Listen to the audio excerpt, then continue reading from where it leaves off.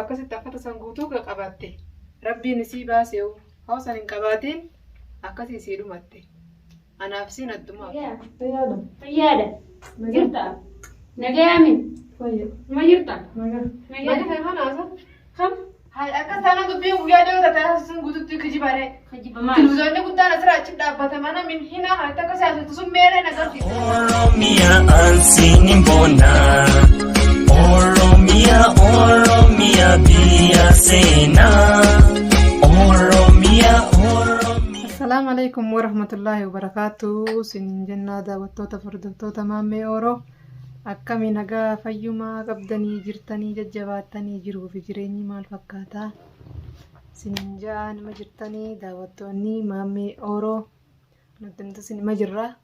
No gaageleen tiyyeen gadda akkasittiin arrabsitee mana hiyya dhuftee mana ajaa'ibaa keessa galtaa mana tortoraa keessa galtaa mana halkanii guyyaa addan beekanii dhiitee bariitee addan beekanii mana dachii jalaa galtaa ittiin arrabsitee futtee akkaan dhageetti mana isa afata hin qabne manuma basi isiin televizoona gurguddaa hunda qaba waa hunda jaayisa qabanaan jette amma ogguun namarraa dhaga'u kunoo sagalee isiirraa ogguun dhaga'u manni sun kasiin itti galte siin naan himne bakkatoon hanga'anii waa takka televizoona siin baantu sanii fi darsa siin baantu fadhii majlis hunda qabanaan jette waa takka hin qabu jechuudhaan akkasii naa himanii jechuudha.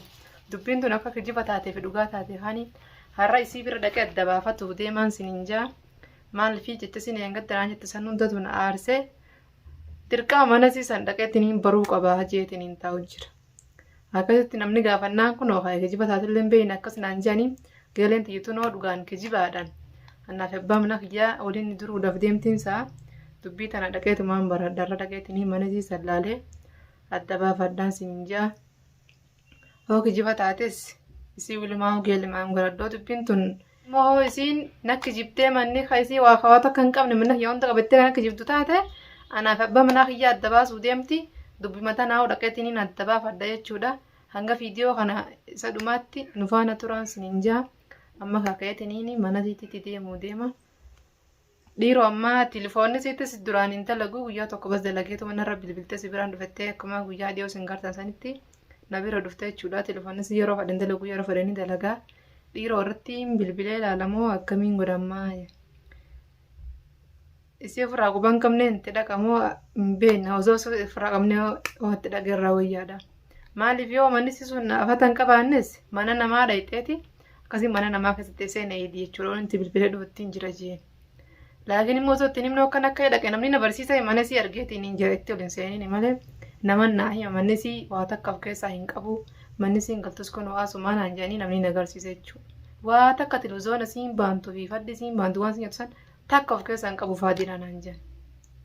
Dubbi matanaan dhagee adda bara'u man laakiin immoo siin kijiba dila kanan akka jibdee waan takka hin jira waan taate abbaa mana kiyyaa addan baasuu deemte jechuudha. Dubbiin tun homa lama moo anaaf abbaa mana kiyyaa adda baasuudhaaf isiin kijiba kana akka jibdee jechuudha homa lama adda baatee irraa. Amma gaarii dhiirootiin bilbilisii kunis yeroo fadhe hin dalagu irratti bilbilee ilaalamoo akkamiin gona dhiiroo. Laa amma hooniin karratti bilbilu taate kaatee ammas dhufuttiin jira jooniin itti bilbile kaatee mana geelesii namni mana tokko keessa namni biraatti sisi cinaa ni galaami mana sanda itti argamanna kan maatti kan agarsiifte jechuudha.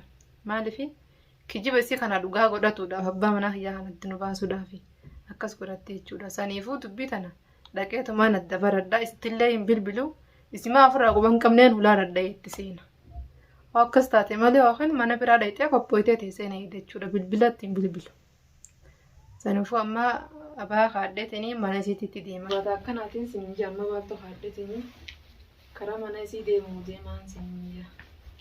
Dubbii tana mee haasinis ni gartanii akka kijiba taatee fi kijiba hin ta'in haan eeggatta akkasii dhuftee sanuun geelee isii fiddeeti akkasiin na arrabsite jechuudha.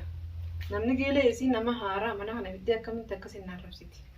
Anis dhaqeetumaan dubbiin tunoo kijiba taate anaaf isiin irraa waliin dhiifne. Geelummaan xiyyaafte isii sunuu ni hafti jechuudha.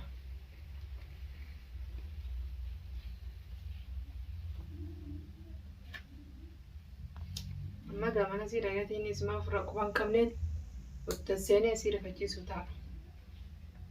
Hoo akkasitti akkata san guutuu qabatte rabbiin isii baasee hoo san hin qabaatiin akkasii isii dhumatte anaaf siin addumaafna. Maaliif kijibni akkanaa kun gaarii miti.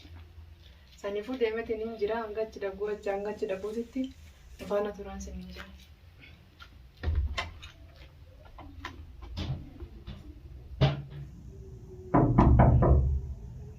Man, eenyu?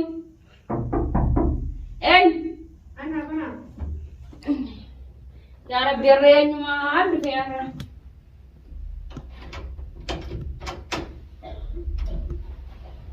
Ana eenyumaa dhufe? Seen dhufeedha? Egaa ana dhufe. Hee? Ana dhufe akkam? Nagayaa? Fayyaadha. Fayyaadha? Jirtaa? Nagayaa min? Fayya. Ma jirtaa? Nagaa. Nagaa. Nagaa kana asa? Kam? Kan. Waay. Mana fagaatillee waan agarsiifne dhufeetiin hin jira. Mana hiyyaa balii. Maal taate gaarra? Maal ta'u wanta gattaa'ee? Way dura namni gattaa'e namaan jaa mana dhaabbata waa nama gaafata. Haa gattaa. Way ajaa'iba.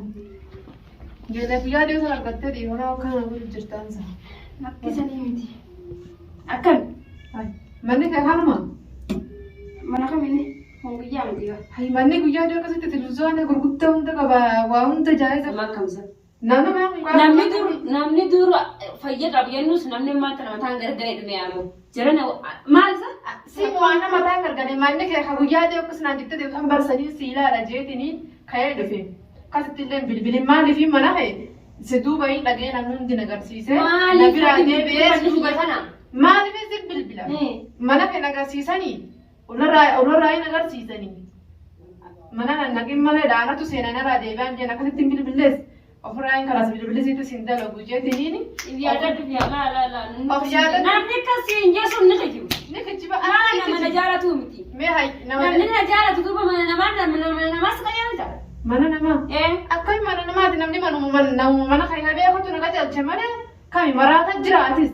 Mana namaatti kana nama qajeelchu. Yaa boo gadiiroo namni. Nama sanis ni maan beekaa bara. Eenyuun sama maqaan isaanii eenyu san nama hin beeku moo kan hin beeku. Sisi ni beekanii anas ni beekan. Nama kijibullee miti namuma mana kee dhugaan beeku malee. Namnummaan hin kijibne addunyaa kanarra inuma hin jiru. Hai akkas taanaan dubbiin guyyaa dhiyoo taasisun guututti kijibaree. Kijiba maal? Televizyoonni guddaan asirraa achi dhaabbate mana min hinaa kan akka siyaasatu sun meereen agarsiise akkas taanaan duuni kijibdaree. Yaa boomee xiqqishoon dhaabbaddume an kijibdullee naan hin jinabbaleeti. Kan namnummaan hin kijibne hin jiru goota jecheeti guyyaa dhiyoo sun guututti kijiba akkas taanaan. Lakki.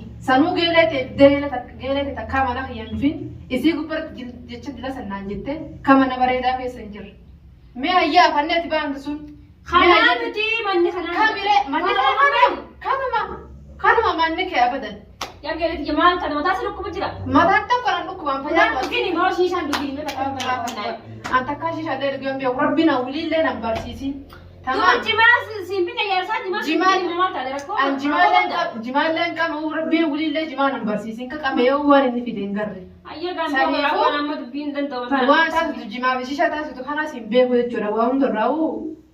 Waa takka warraa quban qabu jechuudha. Amma bakka hasaa dheeraan dhaqqabu. Amma hasaa dheeraan dhaqqabu manni kiyya kanaan isin jeegaa hasaa dheeraan dhaqqabu. Manni akkami kanaan fida nama mana kee dhufee si ilaalee si wajji taa'ee mana kana si wajji oowwisatu na hime mee hafanneeti baantu sunii fi mee televizyoona guddaa sana amma kan hin agarsiisi gaarii ilaala. Simakka baasoo eegaan dhaqqabaasoo meeqa kafalattee maan dhufiin kana ollaa akkaan ollaa dhufettiin geelati gita biraa qabu akka biraan dhufee.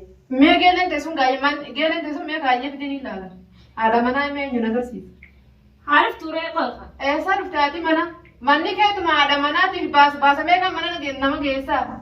Mana kiyyaa fi kan jiddoo jidee baasa lama ni mataa barmoo sanuma baanta. Na duba jirta moo eenyu duba jirta? Hai silaa akka dubbanne gidaarratti dubbatu jira nama biraa xanaafsi malee namni biraa mana kana keessa ni jira.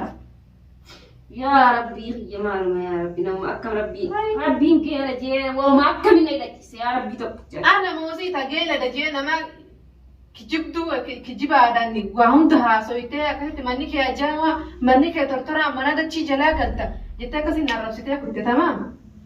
Mee ayyee mana kee fadhii qabu waa hunda jaayisa firaa qabu televizyoona asirraa achi dhaabbata mana hinaa kanaan gala itti agarsiisi gaayyee darsa dilasa. Kafalan duubaatti. Kafaladheetiin hin dhufe gaammaa. Hai. Aboo gaamaa haasawaa dheeraa hin dandeenyu maaluma dhiiru. Haasawaa dheeraa hin dandeenyu moo kijiba keessattuu sirra qabamee fi haasawaa dheeraa dandeenyu. Kijibni kiyya maali san dhugee dhufte moo maali qammasaa dhufte? Siin dhugee mata duraan sanii garuu ajaa'iba tokko jirta. Haa ta'us mata duraanii sanii kijummaan guyyaa anuu simaan ajaa'ibu jira hubatte ajaa'iba addaatis ajaa'ibu jira maaliif hubatte kijiba dala sanna kijibdeen banamin hinaa kanatti hin galetti bisoona jechuudha achi dhaabbata waa hunda jaa'iza ofirraa qaba mana hunda wanti hundinuu sharraamee jaa'izatteeti na kijibdeen abiraa deemta jechuudha simata maduraanii geeleetii santu dhiiroo isima moojeetiin hin barsimaan ajaa'ibu jira ajaa'iba nattaalee dubbiin teessu Ani sumaan jijjiirameewu. simaan na jijjiirame Lakki ani jijjiirame. Ani kun otan mala.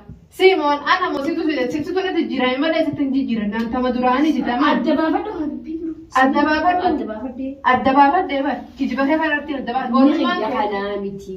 manni kee kanuma kabiraati miti mata gaa manni kee kanuma namni bis naayimee jira dubbima tan akka dhugaa taatee fi adda baafadha jeetiin ka'ee dhufee jechuudha bakka tana tamaa namni naayimee sunis akka dubbiin tun kijiba taatee akkasitti afata guutuu qabaatte anaaf geeleetti adda baasuu deemaa namni naayimee kun hogeeleetti yamma akkasitti afata san guutuu hin qabaanne kanatti jirtu taate abbaa mana kiyyaatti adda baasuuf deemti jeetiniin of dubbiin irra homalama addaan baafadha jeetiniin ka'ee dhufe jechuudha saniifuu adda baafadheetiin jira dallaanuu kijibaa isa dhufu duraaniiti mataan tokko nan dhukkubuusii dhukkuba maleedha Waan barte san dhugdee. waan siin bar asbuun anammallee walii rabbiin nan barsiisee si maratti rabbi haa hojii waan barte malee jijjiiramtee jirti akka taanaan geelummaan xiyyaabtee ani teetaan beekan mana kijibamee wanti takkamaantu jira mana heegaa Battaalee asii fidanii haati manaa waan digduufan. waan dhuftu atuu si maatii manaa tam kanaaf iddumoo koppiteettu naaf idda Firraa gattaa isin jennee bara maanta. koppiin naaf idda malee barsi maatii manaa ta biraan jirtu moo ammallee anuma kijibu jirta akanii dhufee laalee sanuma kijibda Bismillah. annagaa itti deemetiin hin jiraamee kijiba kanaati rabbi isaa qaceeltu waa hundaafu Deemee rabbi. Teetiin kun qaceellee maal nama si haa qajeelchuudha. Aamin aamin. Situ qaceelin malee ammaariif qaceelin akka qaceeltudha. Dubbii adda baafadhee dubbii adda baafadhee Kun qajeelattiin jiraadde. Ayi. Nagatti waan na fide kunoo kanama ajaa'ibaati addi. Dhiiroo dhala manuma dhiiraan na fide. Bismillaahi rahmaani rahiim. Yaa rabbii xiyya dhiiroo geele diisan manuma kamiin garsiisa. Arraan tana duuba anta kan qaaliin yara nagaanneessite. Dhiiroo manuma kamiin garsiisa. Geeleen xiyya dhiiroo wanti inni qabdi. Mana bareedaa eenyu qabasa. Mana fannii gurguddaa qabu. Kan jirisa qabu eenyu qaba. Yaa rabbii xiyya yaa rabbii natti. Oromia ansinin